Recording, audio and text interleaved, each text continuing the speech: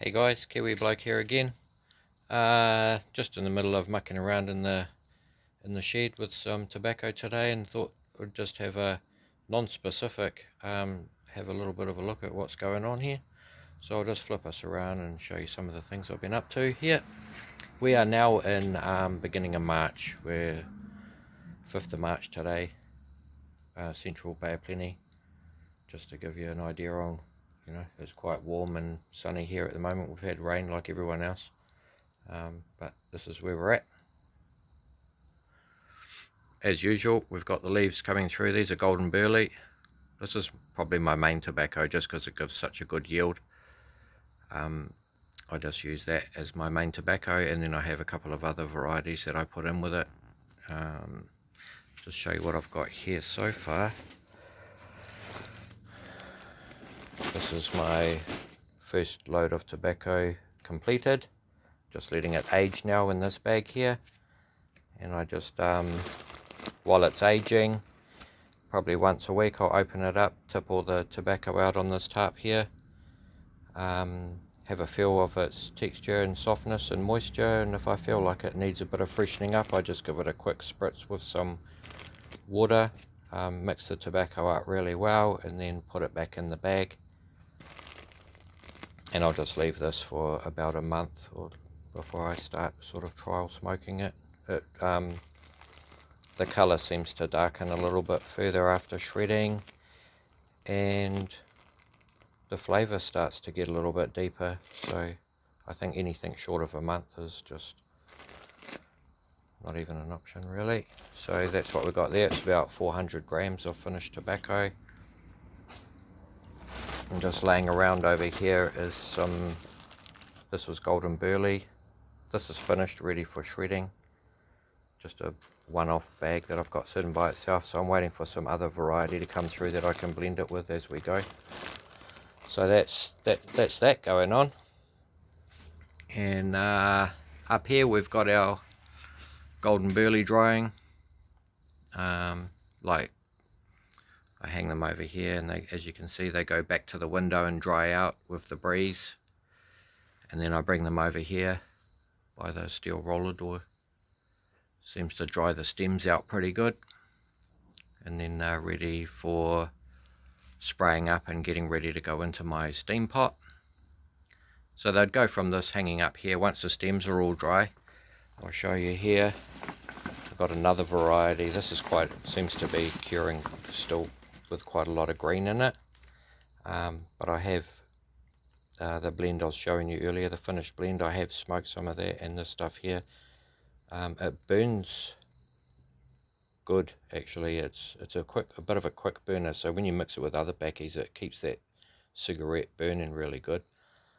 And the flavour's nice. Like, you can't fault the flavour. It doesn't taste green, it's not harsh. But anyhow, this is it. It's come down from up in the drying now, and I've sprayed it down with my solution. These are still really, I've only just sprayed them, so they're cracker dry. But the moisture will soften them up in there.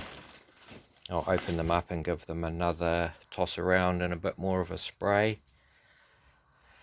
So that's where that load's at. And then I'll bag it up and put it in my fermenter pot over the back here, which you'll see in my other videos. There's a bit more explanation on that.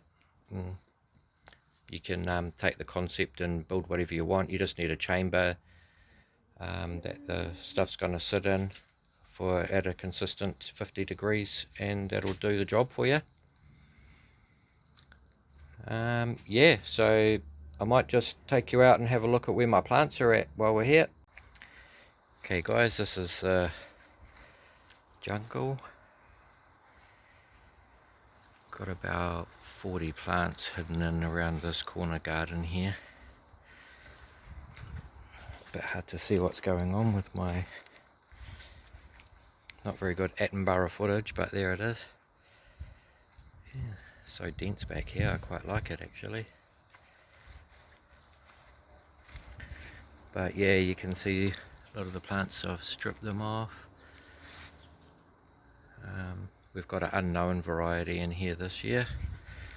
Kind of has a smallish leaf.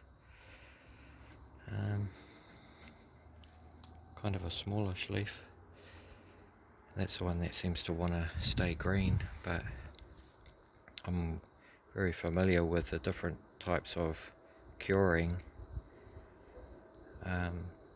But I thought I'd just give this guy a go with hanging in bunches, and it's okay, it tastes alright at the end of the day.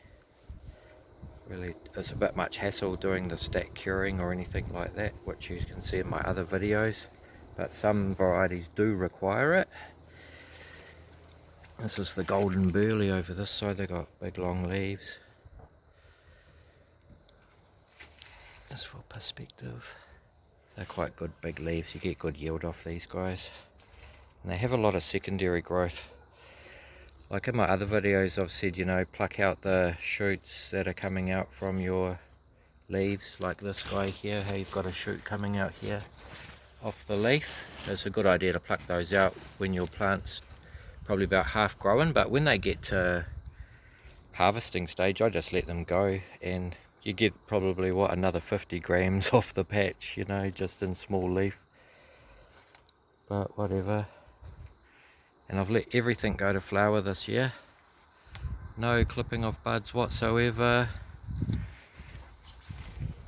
I'm kind of going down the cross-pollination route, guys. I don't know if that works or how that works, but yeah, give me some feedback in the comments if you know anything. Like, the bees are all over these flowers, I know that. So I've been told that the seeds from these plants won't be cross-pollinated, but it will be the next year's plants that will produce the new variety if they cross-pollinate. Give us some feedback on that too, if you know, for clarity. But I'm happy that if I could start crossbreeding these plants into one variety, that would suit me just fine. Like a good big leafed, like this is a big leaf, guys. And this is blooming, these are big leaves. And even if they were to get to half that size for the sake of having a denser flavoured tobacco, man, I'd be all over that. And also I got a nice lush weed patch going on underneath. Don't know how you all feel about that, but for me it kind of shades the soil and reduces the need for regular watering, and it's easy.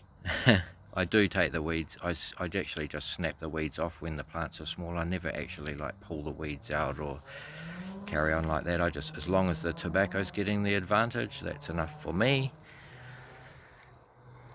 And then I'll just dig it all into the soil when my patch is done.